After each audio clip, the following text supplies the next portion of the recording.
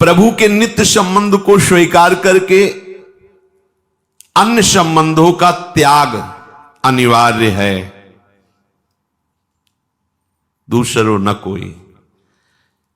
अब हम इतना कहने के लिए तो राजी हो जाते हैं कि हमारे माई श्यामाजू को राज, लेकिन जितने और राज हम अपने हृदय में रखे हुए वो सब गुप्त ही रखते हैं राज, उनको नहीं हम छोड़ सकते। तो ये बात केवल मुख की रह जाएगी कि हमारे माई श्यामाजू को राज, पर अंदर इसका स्वाद नहीं आ पाएगा। इसका सही माने में अनुभव तब मानना जो प्रभु को अपना मान लेता है, उसके सारे संबंध ढीले हो जाते हैं, धीरे धीरे सब खत्म। तो निश्चिंत हो जाता है, निर्भय हो जाता है, निशोक हो जाता है, निशंक हो जाता है।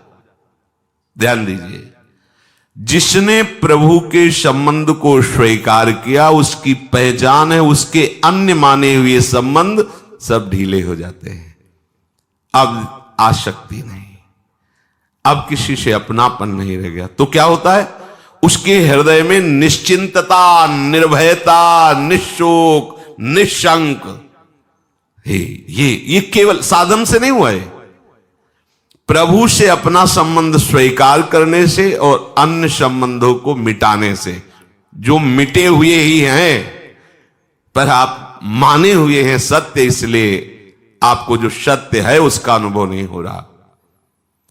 आप निश्चिंत हो जाएंगे। अब कोई जैसे अपने लोग, कोई ऐसा नहीं कि ऐसी साधारण भगवदाश्रित जीव हैं, साधारण ही है, पर असाधारण बात हृदय में एक बैठ गई कि अब अपनी कोई परवाह नहीं रह गई। हमें नरक मिलेगा कि स्वर्ग मिलेगा, निकुंज मिलेगा कि क्या मिलेगा और क्या जाएगा, अब क्या होगा, कोई प्रश्न नहीं रह गया है। बस हर प्रश्न का एक उत्तर है ना, श्यामाजू करुणा समुद्र लाडली जो है ना, बस निश्चिंत हो गए। अब कोई चिंता नहीं रही, ना लोक व्यवहार की और ना परमार्थ की। पारमार्थ व्यवहार बनो कि ना बनो, निश्चिंतता, निर्भय। अब कोई भय नहीं रहा कि शरीर में अमुक रोग है, अमुक लोग विरोध करते हैं, क्या होगा। वही होगा जो श्यामाजू ने पहले से विधान कर दिया है। अब कुछ ऐसा नहीं होने वाला जो नहीं होना चाहिए, वही होगा जो प्यारी जू और प्यारे जू ने विधान कर दिया है। इसलिए निश्चिंतता हर समय, कोई चिंता नहीं। सच्ची मानिए, ऐसा कुछ नहीं कि कोई विशेष अवतार होता है या कोई, ये विशेष भगवान की समर्पण वृत्ति जो होती है ना, यही सबसे बड़ी विशेष बात। जो जितना शीघ्र अपने को समेट कर प्रभु ने समर्पित कर दिया, वो उतना ही बड़ा महापुरुष हो जाता है। नहीं, जो ब्रह्मा जी में अंश है वही एक चींटी में भी विराजमान है, क्योंकि कभी ब्रह्मा जी को भी चींटी बनना पड़ता है, कभी चींटी भी ब्रह्मा जी बन जाती है, क्रम चलता रहता है। मसकें करें बिरंचिया जा ही मस सकते ही। निश्चिंतता अगर आपके हृदय में नहीं आई तो आप मुख से कहते हैं श्यामाजू हमारी है, पर अंदर से आपने असत संबंधों को सजा रखा है। देख लीजिए, ये वाणी का केवल विषय नहीं है, ये हृदय का विषय है।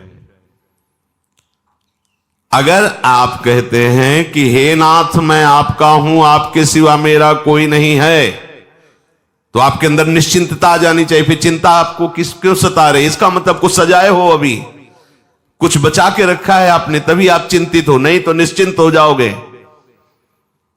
क्योंकि सच्ची मानिए, हमारी चिंता का कारण हमारा अज्ञान है। शरीर को लेकर, शरीर संबंधियों को लेकर, भोगों को लेकर, जीवन को लेकर, मरण को लेकर, यही चिंताएं और इसी का नाम अविद्या है, अज्ञान है।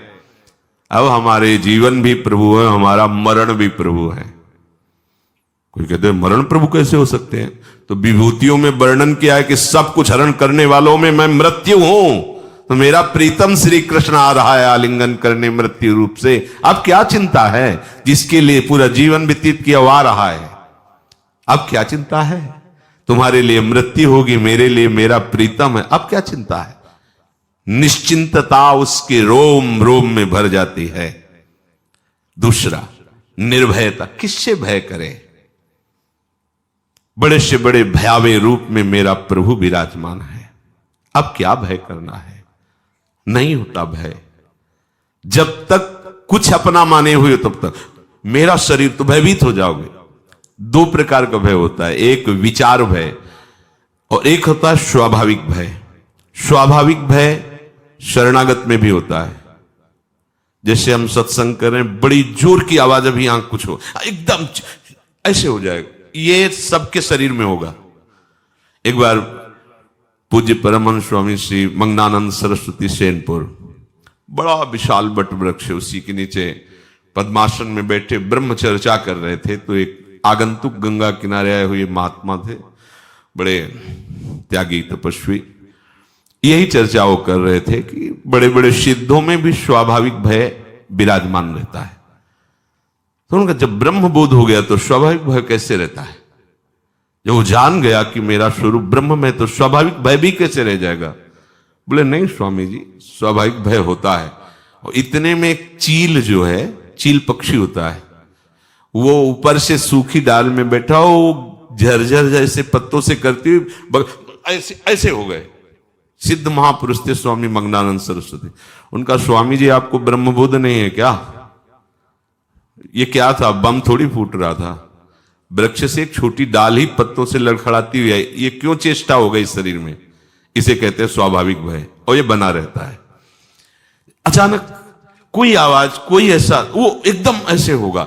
इससे जांच न करे कि ये शरणागत नहीं, देखो भयभीत हो गया, ऐसे नहीं। बंदर एकदम ऐसे, आप जाली के अंदर बैठे हैं, बहुत सुरक्षित है, पर एकदम ऐसे, आप एकदम ऐसे हो जाए, ये स्वाभाविक भय। विचार भय नहीं रहता। जहां विचार है वहां भय नहीं रहता। मेरे प्रभु ही सब रूपों में है, शरणागत को ऐसा, अगर ऐसा भी अनुभव नहीं हुआ तो ये मेरे प्रभु बहुत बलशाली है, मेरा कोई कुछ नहीं बिगाड़ सकता, नहीं बिगाड़ सकता। उनका नाम चल रहा है, उनके हम आश्रित है, हमारा कोई कैसे बिगाड़ सकता? नहीं बिगाड़ सकता। तो वो निर्भय हो जाता है, कहीं भय नहीं रहता। सबसे बड़ा भय होता है मरने की बात सुन करके, होता है। जब तक ठिकाने पे नहीं पहुंचा जाता तब तक भय। सोचो, मरना है, जिनसे हम प्यार करते हैं सब छूट जाएंगे, शरीर संबंधी एक बार घबराहट पैदा हो जाएगी। आप सोचो, अगर आपको अभी कोई सूचना दे दे कि आप 2 दिन में मरने वाले हो, हालत खराब हो जाएगी। अब मृत्यु एक ऐसी सूचना है जिसमें सबके होश उड़ा देती है, सबके होश उड़ा देती है। ये मृत्यु एक ऐसी भय है, इससे कोई मुक्त नहीं हो सकता। वही मुक्त हो सकता है जो भगवान में तन्मय हो गया है, भगवान में स्थित हो गया, भगवत परायण उपासक ही मृत्यु से जब मृत्यु की बात आती है, ये सोच आता है कि अभी तो हमें ध्यान करना पड़ता है, अभी तो हम भाव करते हैं, और शरीर छूटेगा तो हम अपनी प्रियाजू के पास पहुंच, कितनी खुशी होगी। ये बहुत अच्छी बात, जब छूटेगा ना तो हम प्रियालाल के समीप पहुंच जाएंगे, उनकी सेवा में पहुंच जाएंगे, अपने प्यारे जू का, जिनका हम गान कर रहे हैं, जिनका चिंतन कर रहे हैं, उनसे मिलना होगा। ऐसे उपासक की मृत्यु जानते हो कैसा होता है? स्वप्न से जागरण या जागरण से सुषुप्ति, ऐसा समझ लो। एक स्वप्न है और उसमें जागा तो निकुंज पहुंच गया, या एक ये जागरण है, उसमें एक गाढ़ निद्रा आ गई, आंख खुला तो देखा प्रियालाल के समीप पहुंच गए। अब मृत्यु भयावह नहीं रहेगी, अब उसको कोई भय नहीं छू सकता। अगला है निशोक हो जाता है। कौन? जो प्रभु से अपना संबंध मान के सारे संबंध मिटा देता है। अब शोक किस बात का? आज बहुत सी वस्तुएं हैं, अगर ये नष्ट हो गई तो कैसे चलेगा? तो तुमने प्रकट किया है वस्तुएं, जिसने तुम्हारे लिए ये वस्तुएं सेवा में दी है, वो अनंत ब्रह्मांडों की रचना एक पलक झपकते कर देता, तो तुम उसके दास होकर तुम वस्तु का शोक करोगे? हो ही नहीं सकता शोक। तो जिधर देखो मैं उम्मीद करता हूँ कि अब आप ना तो ज़्यादा सोचेंगे और ना ही ज़्यादा चिंता करेंगे। चिंतन कीजिए बस राधे कृष्ण प्रभु का, निश्चित रूप से आपका जीवन निहाल हो जाएगा।